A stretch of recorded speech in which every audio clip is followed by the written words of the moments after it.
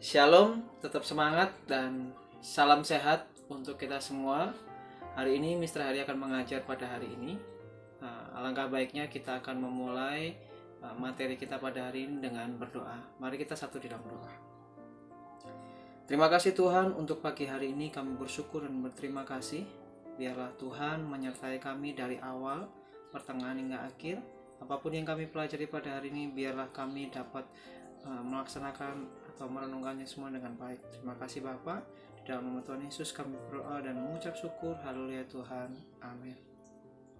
Hari ini kita akan melanjutkan di bab yang kedua, menumbuhkan kesadaran terhadap Undang-Undang Negara Republik Indonesia tahun 1945. Nah, minggu yang lalu kalian sudah belajar di poin ke A, yaitu kedudukan dan makna pembukaan Undang-Undang Dasar NRI tahun 1945. Kemarin Mister juga sudah membacakannya tentang pembukaan, teks pembukaan, dan kalian juga sudah belajar ada 4 poin ya di 4A. Yang pertama itu kedudukan pembukaan undang-undang, Mister ingatkan kembali lagi. Di poin yang kedua di poin A adalah hubungan pembukaan dengan proklamasi kemerdekaan atau teks proklamasi kemerdekaan juga. Dan yang ketiga itu pembukaan memuat pokok kaidah negara yang fundamental. Mister juga sudah jelasin. Dan yang paling penting di poin keempat di poin A, di mana kita kemarin sudah belajar makna alinea pembukaan Undang-Undang Dasar NRI tahun 1945, baik alinea pertama, kedua, ketiga, dan keempat. Nah, hari ini kita akan melanjutkan menyelesaikan materi kita, baik poin B, poin C, dan poin D. Jadi ada 3 poin yang kita akan selesaikan di bab yang kedua ini. Poin B yaitu kedudukan dan fungsi Undang-Undang NRI tahun 1945. Yang pertama itu, poin yang pertama di poin B yaitu kedudukan Undang-Undang Negara Republik Indonesia tahun 1945. Kalau kita bisa melihat ya, sebagai hukum dasar Undang-Undang NRI tahun 1945 ini berkedudukan sebagai sumber hukum dan merupakan hukum dasar yang menempati kedudukan tertinggi. Nah, di dalam kedudukannya sebagai sumber hukum ini, undang-undang ini ya, jadi undang-undang ini sebagai sumber hukum yang tertinggi, bahwa setiap peraturan perundang-undangan di bawah Undang-Undang NRI tahun 1945 harus berlandaskan dan bersumber pada Undang-Undang NRI tahun 1945. Nah, kita perlu tahu bahwa dengan demikian undang-undang ini sendiri tahun 1945 mempunyai fungsi sebagai alat kontrol. Ini yang pertama ya, harus kalian catat bahwa undang-undang NRI tahun 1945 ini sebagai alat kontrol negara di dalam ini supaya tidak salah kaprah di dalam penanganan atau di dalam pelaksanaan pemerintah. Yang kedua itu alat mengecek apakah norma hukum yang lebih rendah yang berlaku itu sesuai atau bertentangan dengan ketentuan. Apapun itu bentuknya, maupun masalah hukum tentang SARA, tentang agama, tentang ras, ataupun tentang antar golongan, atau mungkin dengan masalah-masalah yang lain. Nah, ini yang perlu kita tahu bahwa undang-undang sendiri NRI tahun 1945 ini fungsinya yang pertama tadi alat kontrol, yang kedua yang mengecek apakah norma hukum yang lebih rendah yang berlaku itu sesuai atau bertentangan dengan ketentuan. Undang-undang sendiri NRI tahun 1945 ini sebagai hukum dasar yang tertinggi. Ini yang menjadi garis bawahin kita, bahwa undang-undang itu sebagai hukum dasar yang tertinggi. Segala peraturan perundang-undangan di bawah UUD NRI tahun 1945 ini tidak boleh bertentangan dengan Undang-Undang NRI tahun 1945. Jadi beberapa pasal yang ada itu tidak boleh melanggar atau bertentangan dengan Undang-Undang NRI tahun 1945. Nah, kalau kita lihat selanjutnya di poin yang kedua, yaitu sifat dan fungsi undang-undang. Kalau tadi kedudukannya ya, bahwa undang-undang ini hukum yang tertinggi, dia sebagai alat kontrol, alat mengecek dan sebagainya. Nah, ini kita lebih lagi bahwa sifat dan fungsi Undang-Undang NRI tahun 1945. Undang-undang sendiri memiliki sifat sebagai berikut. Ini yang perlu kalian ketahui. Yang pertama itu tertulis bahwa undang-undang ini dalam bentuknya dalam teks tertulis. Rumusannya jelas. Ini merupakan suatu hukum yang mengikat pemerintah sebagai penyelenggara negara maupun mengikat bagi setiap warga negara kita sendiri ya, sebagai warga ataupun sebagai lembaga pemerintahan yang ada di bangsa kita. Yang kedua, undang-undang ini adalah sifatnya singkat dan supel. Maksudnya gimana?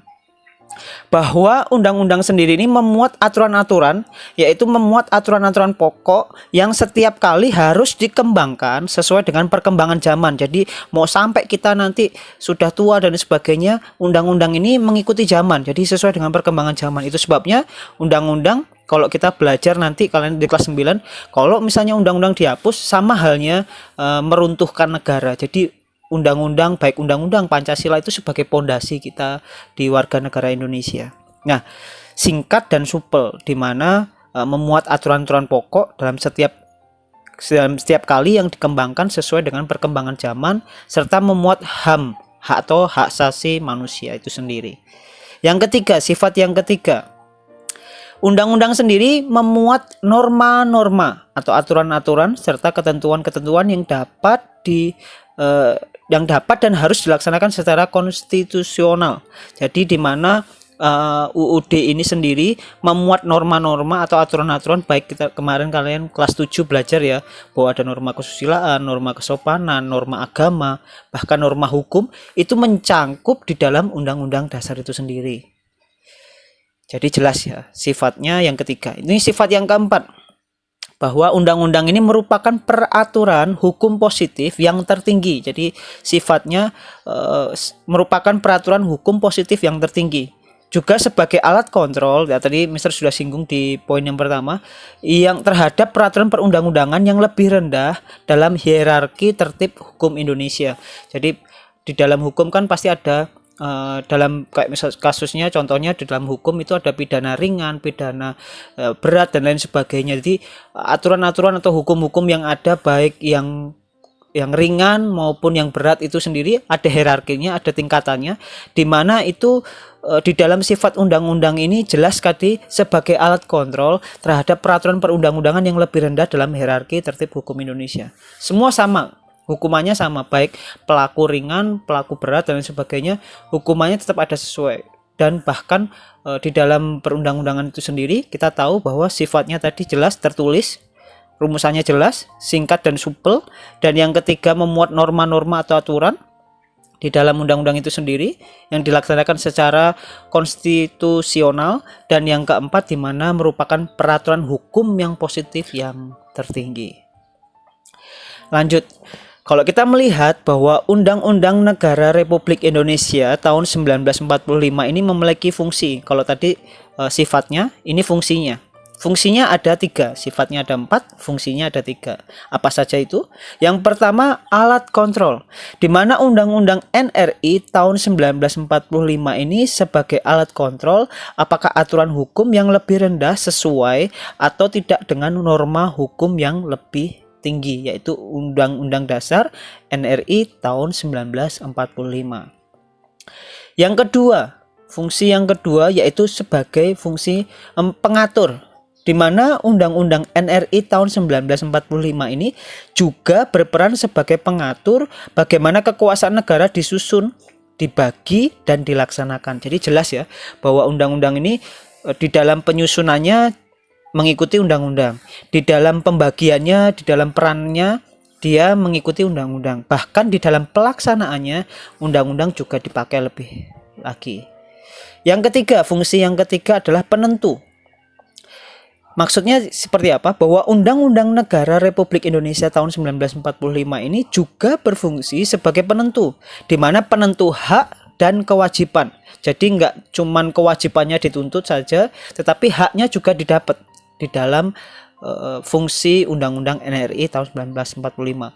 Baik kewajiban atau hak dan kewajiban negara, baik hak dan kewajiban aparat negara, baik hak dan kewajiban sebagai warga negara. Itu sebabnya kalau misalnya di dalam kehidupan kita sehari-hari, aparat pun pernah melakukan sebuah kesalahan. Contoh, ketika dia bertugas dia emosi, bahkan dia sampai menggunakan ketika dia emosi tidak bisa menyelesaikan masalah, justru dengan temannya dia menggunakan pistol yang dia pakai, dan ini kan ada beberapa kasus yang pernah kita lihat di berita-berita. Nah, sama halnya mereka juga punya kewajiban dan mereka dihukum, mereka punya hak dan sebagainya, walaupun mungkin ada sebagai dia merasa tidak bersalah atau bersalah. Nah, disitulah ada perundang-undangan. Jelas dikatakan bahwa fungsinya tadi sebagai alat kontrol, dia melihat dengan situasi yang ada, dia sebagai pengatur, baik disusun, dibagi, dan dilaksanakan. Bahkan yang ketiga, dia sebagai penentu. Semua hak dan kewajiban, baik negara, aparat negara, dan warga negara, sangat jelas sekali di dalam fungsi Undang-Undang NRI tahun 1945. Hukumnya sama diterima, baik mereka yang di kalangan atas maupun di kalangan bawah. Tergantung di mana di dalam pelaksanaannya. Beberapa tahun yang lalu, mungkin hukum mulai tumpul ya.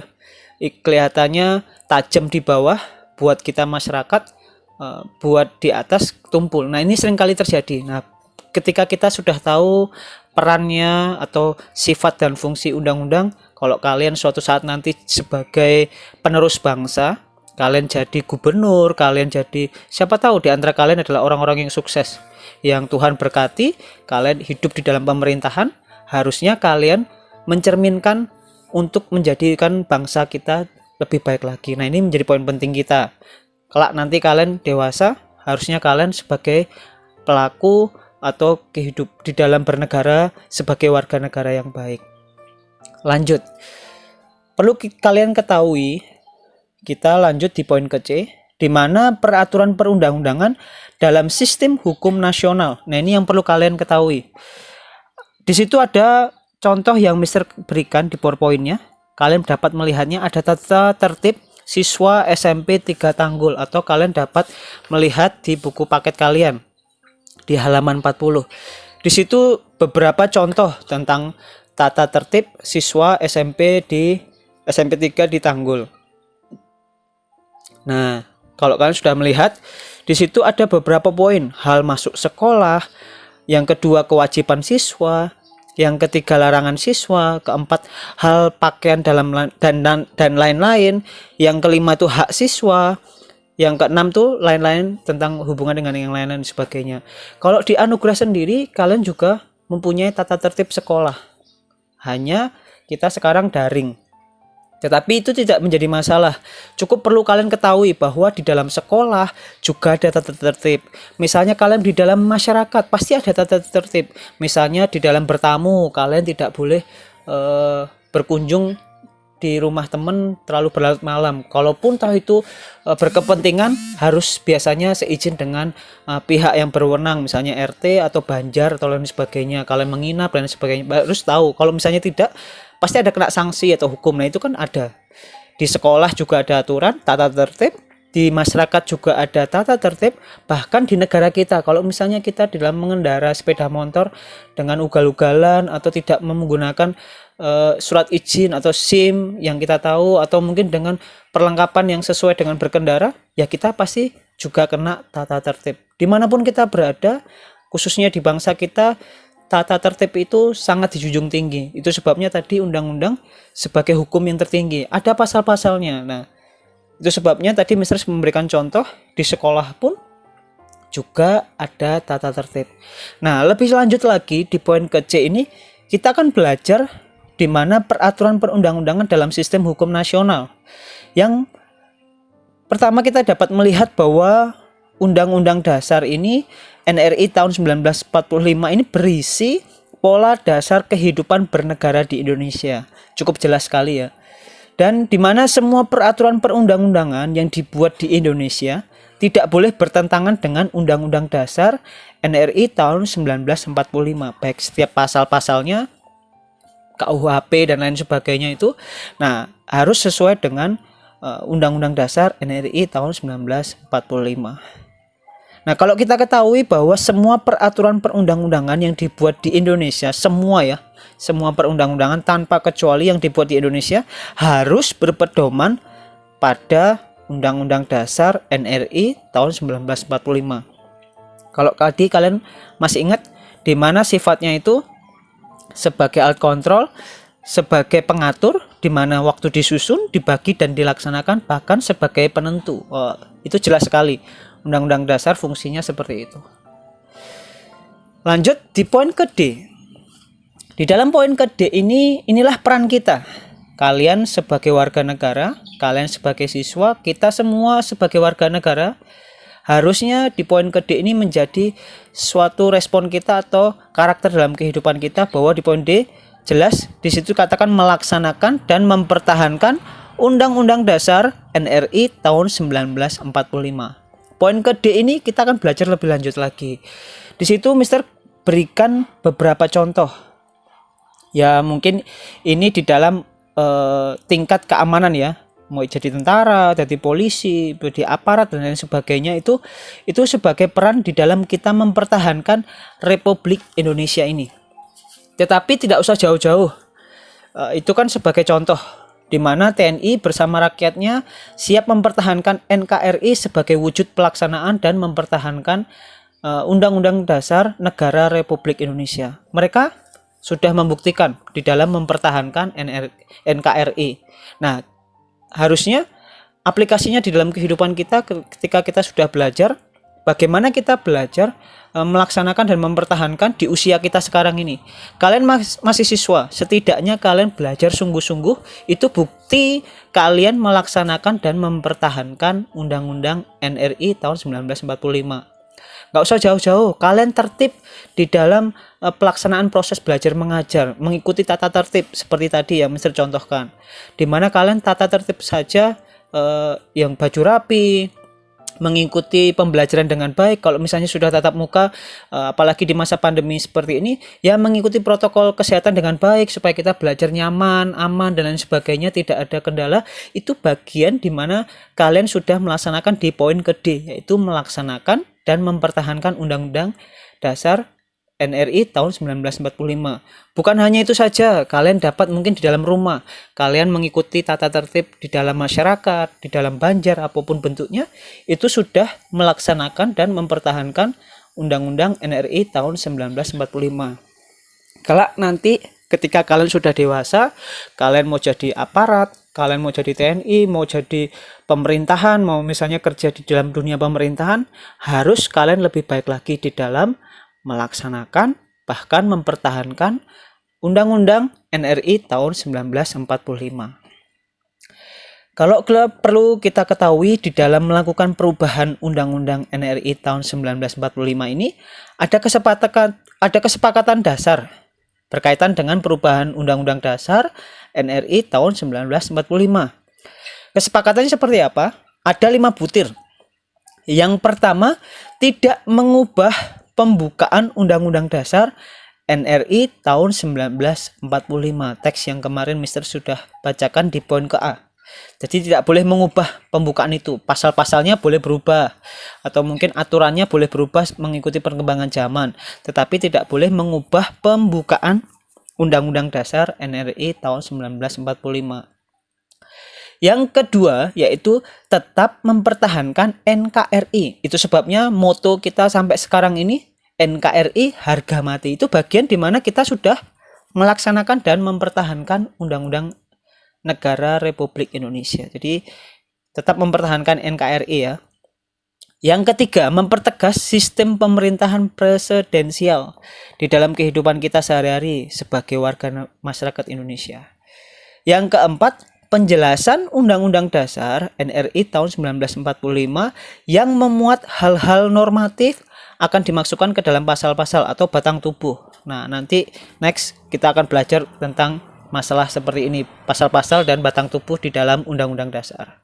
Yang kelima, di mana kita akan kesepakatan yang kelima, butir yang kelima, yaitu melakukan perubahan dengan cara adendum. Jadi dengan cara seksama, dengan cara mengikuti perkembangan zaman tanpa harus merubah pembukaan Undang-Undang Dasar NRI tahun 1945.